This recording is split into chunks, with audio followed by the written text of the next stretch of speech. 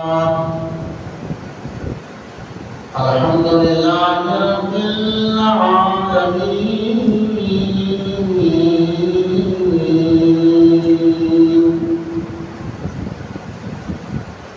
والصلاة والسلام على رسوله الكريم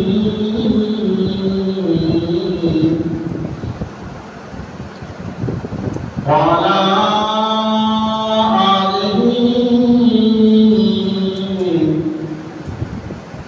وأصحابه وأهل بيته وأزواجه وأولياء ملته وعلماء أهل سنته أجمعين. أما بعد فأعوذ بالله من الشيطان الرجيم. بسم الله الرحمن الرحيم.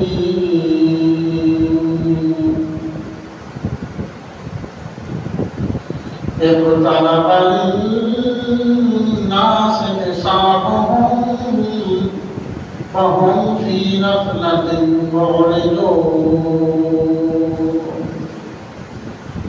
صدق الله العظيم وصدق رسوله النبي الكريم الأمين. قال الله تبارك وتعالى في شأن محبوبه مخبرا وآخرا: إن الله وملائكته يصلون على النبي يا أيها الذين آمنوا صلوا عليه وسلموا تسليما.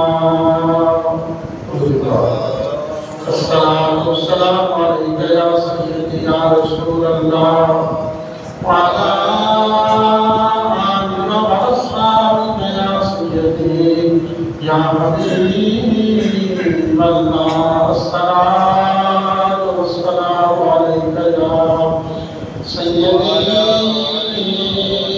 يا رسول الله وعلى آلك وأصحابك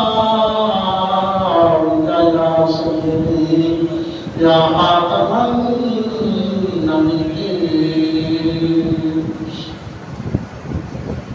حمد و ثنا کے بعد دعا ہے: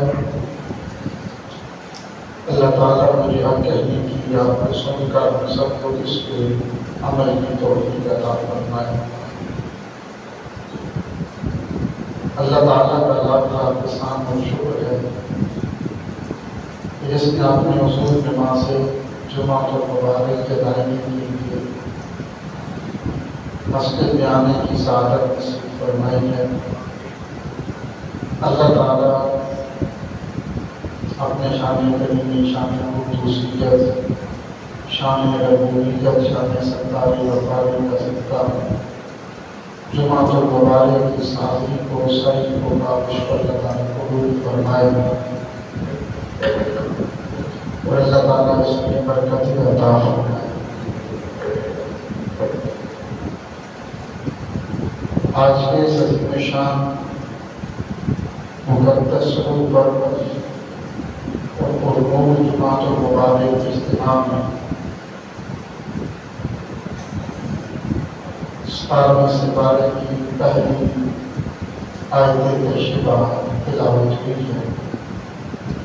دعا کریں اللہ تعالیٰ کا محبوب اس آیت شفا پہ گفتگو کرنا اور سب کچھ عمل کرنا نصیب فرمائے. اللہ تعالیٰ نے قرآن کریم میں ارشاد فرمایا: اقترب للناس حسابهم وهم في غفلة معرضون.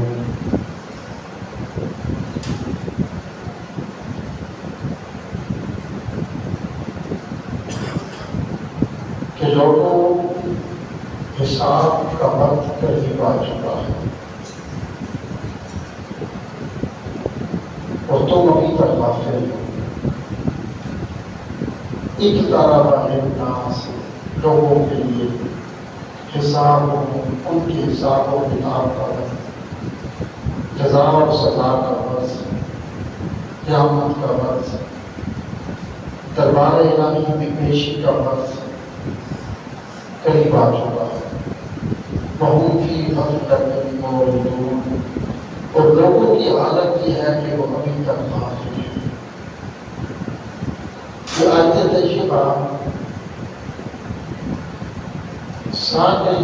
1500 سال پہلے نازل ہوئی۔ اس وقت اللہ تعالیٰ نے صحابہ کرام رضوان اللہ تعالیٰ علیہم سے فرمایا تھا کہ حساب کا وقت قریب آ چکا ہے۔ تو 1550 سال، 14.5 صدیاں گزر گئے، 1450 سال، 15ویں صدی کا ہے۔ تو اب جو حساب کا وقت بالکل ہی قریب ہے، جب اس وقت اللہ تعالیٰ نے فرمایا تھا کہ حساب کا وقت قریب آ چکا ہے، تو اس بات کو تو 1450 سال گزر چکے، اب تو اس کا مطلب ہے کہ حساب کا وقت بالکل قریب آ پہنچا ہے۔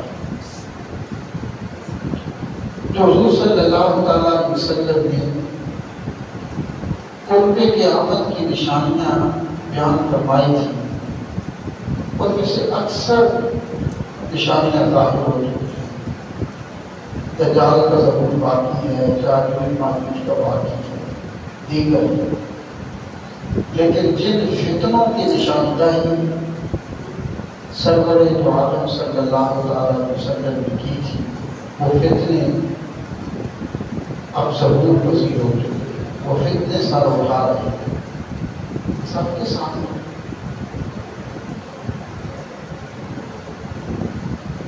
اللہ تعالیٰ نے قرآن کریم میں بار بار ارشاد فرمایا، زندگی فانی ہے، ختم ہونے والی ہے، ناپائیدار ہے،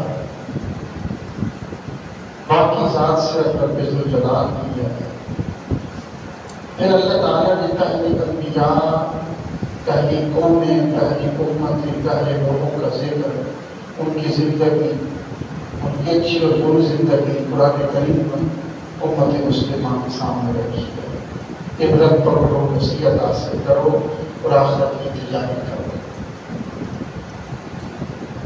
اگر قیامت، بعض لوگ یہ بھی کہتے ہیں کہ قیامت بڑی دور ہے، تو مان بھی لیا جائے کہ قیامت بڑی دور ہے، لیکن جس کی موت آ گئی، دنیا سے چلا گیا، اس کی قیامت شروع ہو گئی۔ 100 سال تک کم بیش لوگ زندہ رہتے ہیں، اگر وہ زندہ رہے بھی صحیح 100 سال تک عمر پا بھی لے، اتنی لمبی زندگی مل بھی جائے، تو پھر بھی وہ محتاج ہے، بیماریاں ہیں، کمزوریاں ہیں، جسم میں نقاہت ہے، اٹھ نہیں سکتے۔ صحیح جو زندگی انسان کی ہے وہ اوسطاً 60-70 سال تک ہے، جس میں ہم نے 50 سال گزار لیے، 15-20 سال کی گیپ باقی ہے، تو یہی سمجھ لیں کہ 15-20 سال کی عمر میں باقی ہے، بس۔ حساب کا وقت اللہ نے فرمایا بار بار قرآن کریم میں کہ بالکل ساتھ پر آن پہنچا، اور ہمارے پاس تو کچھ بھی نہیں ہے نا، کبھی نماز پڑھی، کبھی نہ پڑھی، لیکن اسی خوشحالی کے اندر ہے کہ ہم تو بخشائے ہیں اور پکے جنت ہیں۔ حالانکہ عقیدہ بھی ایسا ہونا چاہیے، لیکن پھر بھی جو قرآن کریم ہے کہ فَمَن يَعْمَلْ مِثْقَالَ ذَرَّةٍ خَيْرًا يَرَهُ وَمَن يَعْمَلْ مِثْقَالَ ذَرَّةٍ شَرًّا يَرَهُ، کہ ذرہ برابر اگر نیکی کی ہے، گناہ کیا ہے تو وہ نہیں ہوگا۔ حضرت خواجہ حسن بصری رحمۃ اللہ تعالیٰ اور ولیوں کے شہنشاہ سے بڑا مقام تھا حضرت خواجہ حسن بصری رحمۃ اللہ تعالیٰ۔ خواجہ حسن بصری رحمۃ اللہ تعالیٰ علیہ فرماتے ہیں میں حج کرنے کے لیے گیا اور اس وقت لوگ پیدل حج کیا کرتے تھے، عرب شریف سے باہر خیمے لگ جاتے، ہوٹل نہیں ہوتے تھے، رہائشیں نہیں ہوتی تھی، انہی خیموں کے اندر لوگ زندگی گزارا کرتے تھے، مہینہ رہنا ہے 2 مہینے رہنا ہے، جتنا وقت وہاں پر ہے خیموں کے اندر گزارتے، پانی باہر سے کہیں سے لے کے آتے، کھانے اپنے پکاتے تھے۔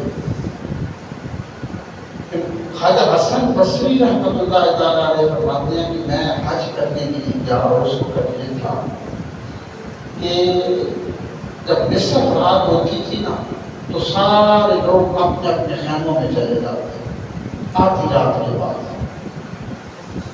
اور سین حرم میں کوئی اکا دکا آدمی طواف کرتا، ورنہ آغاز میں جب لوگ پیدل سفر کرتے تھے تو رات کو نصف رات کے بعد طواف رک جایا کرتا تھا، کوئی ایک آدمی ہے 2 ہے وہ طواف نہ کرے، اس کے علاوہ طواف رک جاتے اور لوگ خیموں میں چلے جاتے، اور پھر تہجد کے وقت اٹھ کر سین حرم میں بیت اللہ شریف میں تشریف لاتے۔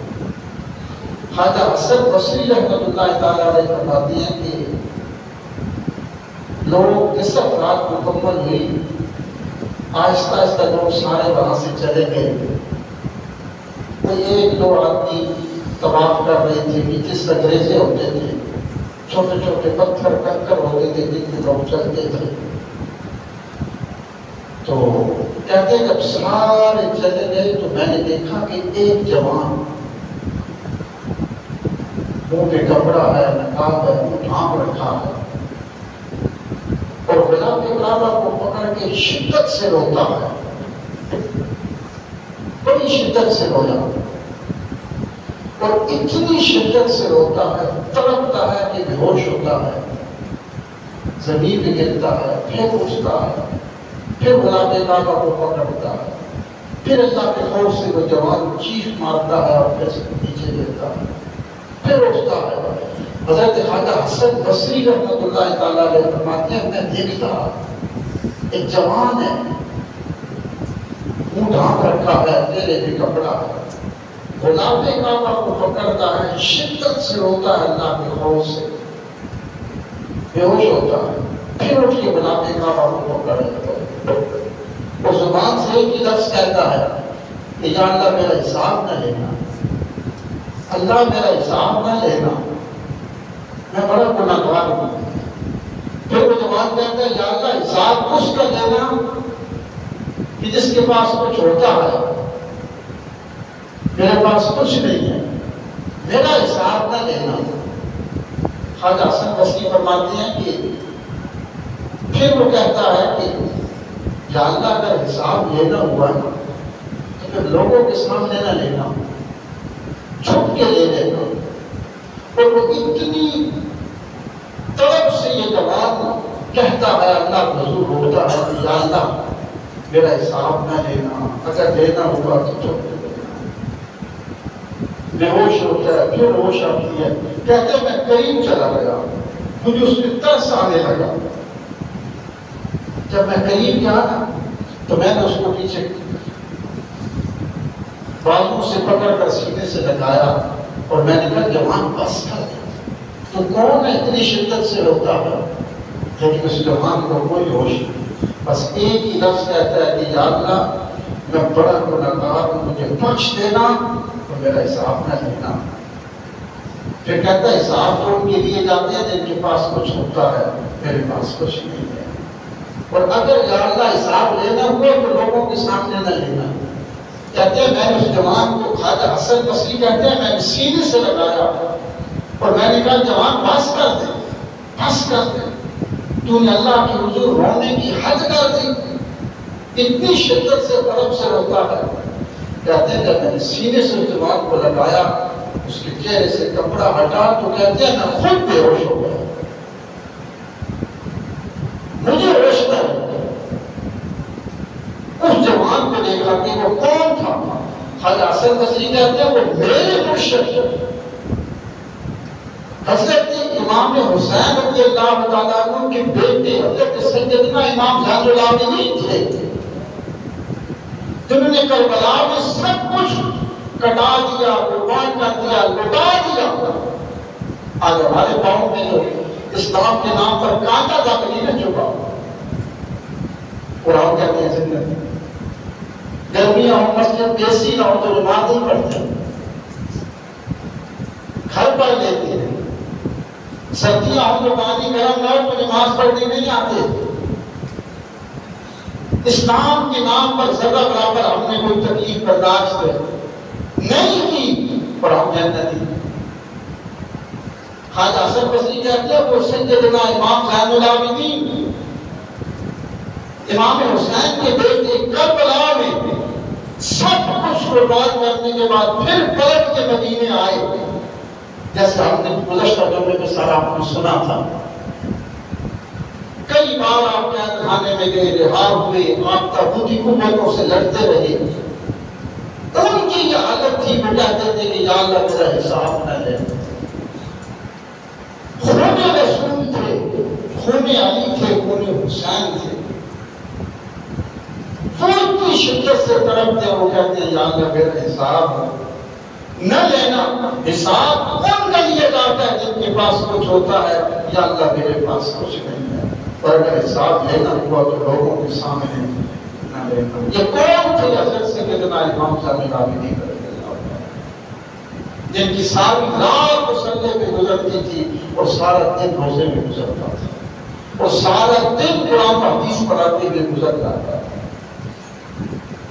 جب اللہ فرماتا ہے اقترب للناس حسابهم وهم في غفلة معرضون کہ حساب و کتاب کا وقت قریب آ چکا ہے اور لوگوں تم ابھی تک غافل ہو، ابھی تک غافل ہو. حضرت انس رضی اللہ تعالیٰ عنہ حضور کی بارگاہ سے اٹھتے ہیں نا، تو جب حضور کی محفل ختم ہوئی تو باہر جا رہے تھے تو آگے ایک انصاری ایک چھوٹا سا اپنا جھونپڑا بنا رہا تھا، پتھر اکٹھے کر کے نا سر چھپانے کے لیے. آج تو ہمارے بہت بڑے بڑے محلات ہیں نا، بہت بڑے بڑے. چھوٹا سا وہ جھونپڑا بنا رہا تھا پتھر اکٹھے کر کے. حضرت انس کہتے ہیں میں راستے سے گزرا، مسجد نبی سے آ رہا تھا حضور کے دربار سے، تو اس انصاری نے مجھے روکا جو گارے کے ساتھ پتھر لگا رہا تھا. اتنی جگہ تھی کہ جہاں پر وہ نہ کھڑا ہو سکتا تھا نہ لیٹ سکتا تھا، صرف بیٹھنے کے لیے چھت بنا رہا تھا. تو مجھے کہنے لگا تھا، میں نے پوچھا، میں حضرت انس کہتے ہیں میں پاس سے گزرا نا تو مجھے کہنے لگا کہ حضور کی دربار سے آ رہے ہیں، کوئی نئی بات سنی ہے؟ تو میں نے کہا ہاں آج کہتے تشریف نازل ہوئی ہے اقترب للناس حسابهم وهم في غفلة معرضون. تو اللہ فرماتا ہے کہ لوگوں سے کہہ دو کہ حساب و کتاب کا وقت قریب آ چکا ہے اور حالت تمہاری ہے کہ وہ غافل، ابھی تک غافل، ابھی تک غافل. تو وہ جو انسانی تھے نا، جب یہ بات سنی تو جو ہاتھ میں گارا تھا، جو پتھر تھے، وہی پھینک دیے. کہا اگر حساب و کتاب کا وقت قریب ہے تو پھر چھوڑ دو اس کو، اسی درخت کے نیچے ہی رات گزار دے دو، دن گزار دو. پھر ہم نے یہ جھونپڑی بنا کر کیا کرتے ہو؟ بڑی لمبی عمریں تھی پہلی قوموں کی. حضرت نوح علیہ السلام کے پاس بڑی آئی، اس نے کہا حضور دعا کرتے میرے بچے چھوٹے چھوٹے ہوتے ہیں، بچپن میں فوت ہو جاتے ہیں. کہا کہ کتنی عمر میں؟ کہا حضور کسی کی 250 سال عمر ہوتی ہے، کسی کی 300 سال عمر ہوتی ہے. بچے چھوٹے ہوتے ہیں تو فوت ہو جاتے ہیں. کوئی 2.5 سال میں مر جاتا ہے، کوئی 300 سال، کوئی 400 سال کا بچہ بچپن میں فوت ہو جاتا ہے. بات کرے اللہ کو لمبی زندگی دے. تو حضرت نوح علیہ السلام نے فرمایا کہ ماں ایک بات سن بھویا، ایک وقت آئے گا حضور کی امت آئے گی جو سب سے افضل ہوگی، ان کی عمر اوسطاً 70-80 سال ہوگی. تو بڑھیا نے کہا حضور اتنی گھٹ، اتنی کم؟ فرمایا ہاں اتنی، اس سے بھی کم ہوگی. تو اس بڑھیا نے کہا حضور اگر میں ہوتی نا حضور کی امت میں تو ساری زندگی ایک سجدے میں گزار دیتی، ایک سجدے میں گزار دیتی 70-80 سال. اور ہماری عادت کیا کرتے ہیں، نماز بھول گئے سب کچھ. حضرت عبدالرحمن بن عوف رضی اللہ عنہ حضور کے بہت پیارے صحابی تھے. یہ وہ تھے جن کی ماں کا نام حضرت شفا تھا رضی اللہ تعالیٰ عنہ. جب حضور ماں کے بدن سے باہر تشریف لائے وقت بدائی تو سب سے پہلے جنہوں نے اپنے ہاتھوں پہ اٹھایا سہارا وہ حضرت شفا رضی اللہ تعالیٰ عنہ حضرت عبدالرحمن بن عوف کی والدہ تھی. حضور اپنی ماں کے بدن سے باہر آئے سیدہ شفا نے اپنے ہاتھوں پر اٹھایا حضور کو سب سے پہلے. اور جب ہاتھوں پر اٹھا کر قریب کیا تو دیکھا تو حضور کی آنکھیں حضرت شفا کہتی ہے میرے چہرے پر تھی اور حضور کے ہونٹ ہل رہے تھے. اور میں نے کان قریب کیا تو حضور فرما رہے تھے راغبہ کے ربوں کے یا شفا اے شفا اللہ تجھ پہ رحم فرمائے. تم مجھے ہاتھوں میں اٹھا لیا ہے اللہ تجھ پہ رحم فرمائے. تو حضرت شفا کے جو بیٹے تھے ان کا نام تھا حضرت عبدالرحمن بن عوف رضی اللہ تعالیٰ. ان کو یہ سعادت حاصل تھی حضرت عبدالرحمن بن عوف رضی اللہ تعالیٰ عنہ کو کہ جب حضور ایک قافلہ تھا باہر تشریف لے گئے کہیں دور تو وہاں پہ قافلہ ٹھہرا ہوا تھا تو حضور کہیں چلے گئے فریدین میں تصفیہ کروانے کے لیے اور پیچھے مغرب کی نماز کا وقت ہو گیا. صحابہ کرام انتظار کرتے رہے ابھی تک حضور نہیں آئے. اگر حضور لیٹ ہو گئے تو نماز چلی جائے گی. اذان کہی گئی تکبیر اور حضرت عبدالرحمن بن عوف رضی اللہ تعالیٰ مصلی امامت کو تشریف لے آئے. آپ نماز پڑھا رہے تھے 2 رکعتیں یا 1 رکعت پڑھا چکے تو پیچھے سے حضور تشریف آئے اور حضور کے پیچھے صف جا کے کھڑے ہو گئے. جب حضرت عبدالرحمن مصلی پہ امامت کروا رہے تھے حضور پیچھے ساتھ صف میں جب کھڑے ہوئے تو میرے صحابہ کرام نے ہاتھوں میں تالیاں بجائی زور سے. عبدالرحمن کی سمجھ گئے کہ حضور آ گئے ہیں اور سب صحابہ نے اپنی نمازیں چھوڑ دی. ہاتھ بندے ہوئے تھے نماز ہو رہی ہے قبلے سے منہ پھر گئے صف ٹوٹ گئی. حضور پیچھے تھے سارے صحابہ رخ پھیر کر ہاتھ بندے ہوئے تھے اور پیچھے جا کر حضور کے پیچھے جا کر پھر صف بن گئی اور نماز میں سے شروع. یہ حضرت عبدالرحمن کی شان تھی. مصلی عبادت میں سے حضور کے پیچھے آ کر پیچھے کا لفظ کا مسلمان ہی نہ کر سکتے. تو یہ وہ عبدالرحمن تھے جو صحابہ کرام میں سب سے زیادہ امیر تھے. حضرت عثمان غنی سے کیا سب سے زیادہ امیر صحابی رسول حضرت عبدالرحمن بن عوف تھے. آپ اندازہ لگائیں کہ جب آپ کا وصال ہوا تو صرف جو آپ کی ازواج کی بیویاں تھیں ان میں صرف سونا تقسیم کرنے کے لیے سونا مزدور بلائے گئے. وہ کلہاڑے یا تھوڑے لے کے آئے اور کئی روز تک وہ سونے کے ٹکڑے کرتے رہے اور وہ ہتھوڑوں کے ساتھ اور مزدوروں کے ہتھوڑے اور کلہاڑوں کے ساتھ سونے کے ٹکڑے کرنے کی جو بیوی میں تقسیم ہونا تھا. حقیقت یہ تھی کہ وہ کلہاڑے مار مار کر مزدوروں کے ہاتھوں میں چھالے پڑ رہے تھے. یعنی اتنا حضرت عبدالرحمن بن عوف رضی اللہ تعالیٰ اللہ نے مال و دولت دیا. اتنا صرف آپ نے زندگی میں 30,000 غلام آزاد کیے تھے. اگلے غلام کی قیمت 4-5 لاکھ روپے. اللہ نے بڑی دولت دی حضرت عبدالرحمن بن عوف رضی اللہ تعالیٰ. تو ایک دن فجر کی نماز پڑھی اس کے بعد حضور تشریف فرما تھے. فرمایا کہ عبدالرحمن کہاں ہے تو پیچھے تھی. حضور نے آگے بلایا. آگے آئے تو حضور حضرت عبدالرحمن بن عوف کو نا سینے سے لگا دیا اور زور سے دبا دیا. پھر حضور بڑی دیر تک روتے رہے. حضرت عبدالرحمن بن عوف کہتے ہیں مجھے بھی سمجھ نہ آئی کہ حضور سینے سے لگا کے روتے کیوں ہیں. پھر میں نے بھی رونا شروع کر دیا. جب حضور نے مجھے چھوڑا نا تو میں سامنے بیٹھ گیا. میں نے کہا کو کہ ہاتھ رکھے. میں نے کہا حضور ہے یہ. تو حضور نے فرمایا عبدالرحمن میں نے آج ایک خواب دیکھا. میں نے دیکھا ہے کہ میرے سارے غلام جنت میں جا چکے ہیں. عبدالرحمن تو نظر نہیں آتا. میں پریشان ہو گیا کہ تو کہاں ہے. کافی دیر کے بعد دیکھا عبدالرحمن تو آ رہا ہے اور تیرے کپڑے پسینے سے تر تھی. تیرا سانس پھولا پھولا تھا. وہ تو تیز تیز چلتا آ رہا. تیرے ان سے پسینہ پھوٹ رہا تھا. تو میں نے کہا عبدالرحمن تو اتنی دیر کیوں کر دی. تو عبدالرحمن تو نے کہا حضور میرے پاس بڑا مال و دولت تھا. مجھے حساب و کتاب دینے میں دیر ہو گئی تھی. میں حساب و کتاب میں پھنس گیا. پھر حضور رونے لگے. فرمایا عبدالرحمن جا اللہ کی راہ میں صدقہ کر. حضرت عبدالرحمن بن عوف کہتے ہیں میں گیا اور میں نے 100 اعلیٰ نسل کے گھوڑے سامان رکھا، جتنا ایک گھوڑا سامان اٹھا سکتا تھا۔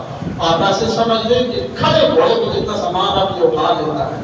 کہتے ہیں کہ میں نے 100 گھوڑے، آپ سمجھ لیں 100 ٹرک تھے، 100 گھوڑے سامان بھیجتے ہوئے لایا اور ان کی رسی حضور کو پکڑا دی، اللہ کے نام میں صدقہ کرتا۔ وہ سیدنا عبدالرحمن رضی اللہ تعالیٰ، یہ وہ عبدالرحمن تھے جب حضور دنیا سے تشریف لے گئے نا، تو ایک دن آپ گئے، پاؤں میں جوتے نہیں تھے، بال بکھرے ہوئے تھے، آپ گئے، حضرت ام سلمہ رضی اللہ تعالیٰ عنہ نے گھر کے باہر جا کے بیٹھ گئے، گریبان کو پکڑ لیا، روتے ہیں اور دونوں ہاتھوں سے سر پکڑ کے گھٹنوں پہ رکھ لیا۔ آپ کے رونے کی آواز اندر گئی۔ حضرت ام سلمہ باہر تشریف لائی، حضور کی زوجہ محترمہ اہل ایمان کی ماں، تو پوچھا عبدالرحمن کیوں روتے ہیں؟ کہا ماں جی جب تک حضور زندہ تھے، قرآن بھائی فرماتے تھے، یاد تھے، حضور تشریف لے گئے ہیں، آج رات ماں جی میں بیٹھا، اتنا مال تجارت تھا، اتنا کاروبار تھا کہ میں حساب کرنا شروع کرتا ہوں تو مجھ سے حساب نہیں ہوتا، اتنا مال و دولت تھا، میں ڈر گیا قیامت کے دن کیسے حساب ہوگا؟ حضور نہیں تھی، اب تم قرآن پاک فرما دو نا، میں کیا کروں؟ اب میرے پاس اتنے غلام ہیں، اتنا سونا ہے، چاندی ہے، تجارت ہے، باغات ہے، میں حساب نہیں کر سکتا، ہزاروں کی تعداد میں میرے غلام ہیں، سونے چاندی کے ڈھیر پڑے ہیں، بتاؤ میں کیا کروں؟ قیامت کا وقت قریب ہے۔ تو حضرت ام سلمہ نے کہا کہ جا عبدالرحمن، آدھا مال اپنے رب کی راہ میں صدقہ کر، اربوں خربوں کا مال تھا۔ حضرت عبدالرحمن میں لوٹ گئے اور آدھا مال اپنے رب کی راہ میں صدقہ کر دیا، اور پھر آئے اور آپ کے چوکھٹ پہ آ کے گر گئے، اربوں خربوں کا مال دے کے آئے۔ ہم جب جمعے کے دن بھی آتے ہیں نا تو مسجد میں سوچتے ہیں پہلے 20 دیتے ہیں نا، مہنگائی ہے، اب ہم نے 10 ہی دیتے ہیں۔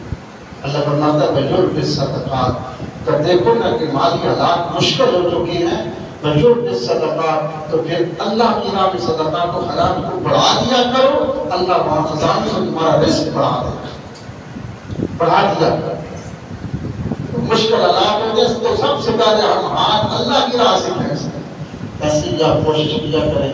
اور مسجد سے جو بل ہے وہ تقریباً 50,000 کے قریب آیا ہے، تو آپ سے گزارش ہے کہ جب کم از کم جمعے میں آئیں نا، کہ جو آپ بڑے لوگ ہیں، راجہ صاحب ہیں، دیگر ماشاء اللہ سب کا بھی سارے ہزار کا بڑا خرچہ کرتے ہیں، لیکن پھر بھی کم از کم جمعے کو آئیں، زیادہ نہیں تو 100 روپیہ ہزار کی مسجد میں دیا کریں۔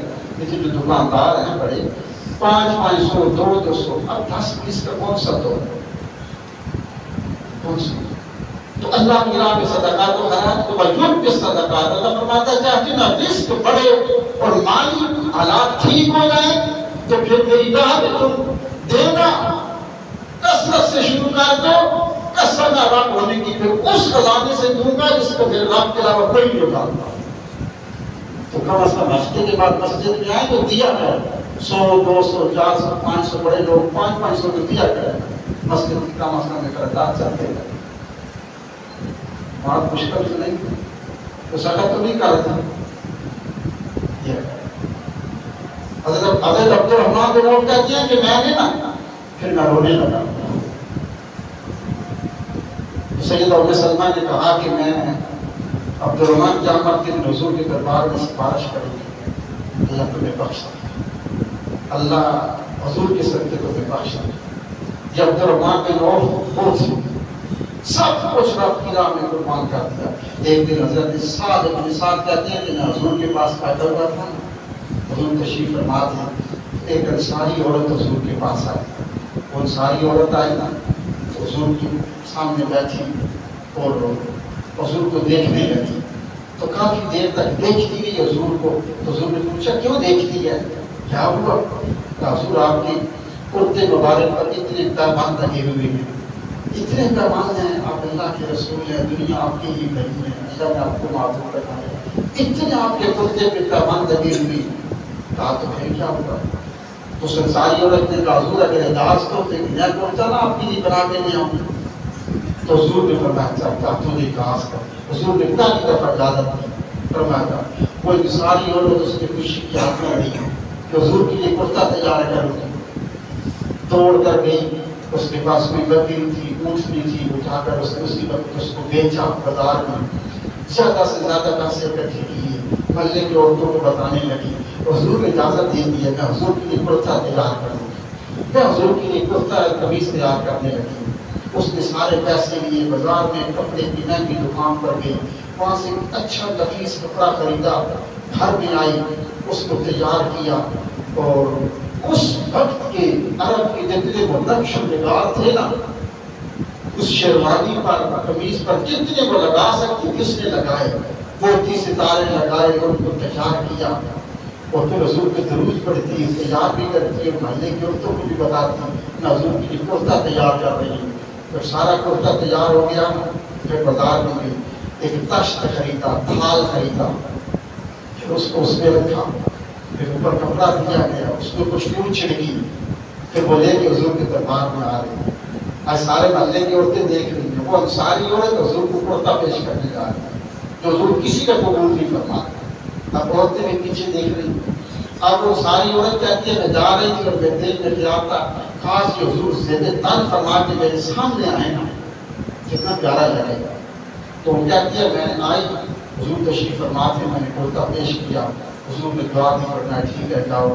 تو وہ انصاری عورت بیٹھ گئی، تو حضور نے فرمایا ٹھیک ہے جاؤ، وہ آگے سے بولتی نہیں ہے، نگاہیں جھکا دی۔ حضور نے فرمایا میں جانتا ہوں تو چاہتی ہے نا کہ تجھے پہن کے دکھاؤں، حضور یہی چاہتی ہے پہن کے دکھائیں نا، میں نے بڑی محبت سے تیار کیا، یہ میری سہیلیاں ہیں محلے کی عورتیں دیکھنے آئی ہیں، آئے کھڑی ہیں۔ حضور اندر گئے، اب وہ قرآن جو کرتا پہلا تھا وہ اتارا، نیا کرتا سے تن فرمایا، اور باہر جب تشریف لائے نا تو کیا بات تھی، عورتیں آئی دیکھ رہی۔ اب جب دیکھا نا اس عورت میں تو اس کی ساری عورت کے آنکھوں میں آنسو آ گئے، حضور یعنی قبول فرمائے، خوشی کی آنسو آئے۔ انصاری عورتیں دیکھ کے خوشی سے روتی ہیں۔ پاس حضرت عبدالرحمن بن عوف بیٹھے ہوئے تھے، صحابہ کرام کو پتہ چلا کہ حضور نے نیا کرتا تن فرمایا ہے، اس پہ موتی ستارے اور بڑا، تو صحابہ توڑ کر محلے سے آ رہی ہیں، حضور کیسے لگتے ہیں؟ تو حضرت عبدالرحمن بن عوف پاس تھے نا، تو وہ کہتے ہیں حضور بڑا ہی پیارا لگتا ہے، بڑا ہی خوبصورت لگتا ہے، حضور بڑا ہی پیارا آپ کو لگتا ہے، تعریف پہ تعریف۔ تو حضور نے فرمایا عبدالرحمن میں جانتا ہوں کہ تعریف کیوں کر رہا ہے، تو چاہتا ہے کہ تجھے دے دوں، تو حضور یہی چاہتا ہوں۔ حضور اندر گئے، وہ کرتا اتارا، اتار کر آگے عبدالرحمن بن عوف کو دے دیا۔ عبدالرحمن بن عوف کو پالے کے لیے نا مسجد میں سے اور بھی لوگ تھے تو سب نے پکڑ لیا اور کہا آپ کتنا تگڑا انسان ہے، تیرے پاس کسی چیز کی کمی تھی، حضور قبول ہی نہیں فرماتے تھے، اگر آج حضور نے قبول فرما ہی دیا تھا تو تجھ سے نہ رہا گیا، تو نے ضرور مانگنا تھا۔ اچھا سب لوگوں نے پکڑ لیا، سب نے پکڑ لیا، طرح طرح کی بات ہے۔ حضرت عبدالرحمن بن عوف کے ہاتھ میں کرتا تھا، پاؤں میں سفید داڑھی تھی، آپ نے کہا لوگوں سنو میں نے یہ کرتا کیوں لیا تھا، میں نے عید پہ پہننے کے لیے نہیں لیا تھا یا کسی شادی پر پہننے کے لیے نہیں لیا تھا، جانتے ہو کہ میری اس وجہ میری ٹانگیں قبر میں، میرے اعضائے بدن دباؤ دے چکے ہیں، میں کمزور ہو چکا ہوں، میں نے بدر میں بھی شرکت کی، احد کے اندر بھی میں نے تلوار اٹھائی، حنین کے اندر بھی میں لڑتا رہا، میں نے بڑا اللہ کی راہ میں مال بھی دیا ہے، لیکن کسی عمل میں بھروسہ نہیں ہے، میری آخرت میرے سامنے ہے، میں نے یہ کرتا اس لیے دیا تھا، میں اس کو گھر لے کے جاؤں گا، اہل خانہ کو وصیت کروں گا، جب میں مر جاؤں تو اس کرتے کے اندر مجھے کفن دینا، اس لیے دیا تھا کہ ہو سکتا ہے کہ اللہ تعالیٰ اس کرتے کے سب کی میری بخشش کرے۔ ان لوگوں کی اتنی فکر تھی اپنی آخرت کی، اور ہمیں کتنی فکر ہے۔ اللہ فرماتا ہے اقترب للناس حسابهم وهم في غفلة معرضون، لوگوں حساب کا وقت قریب آ چکا ہے تو حالت تمہاری یہ ہے کہ وهم في غفلة معرضون، ابھی تک غافل ہو۔ اللہ کی عمل کی توفیق عطا فرمائے، سنت عطا فرمائے۔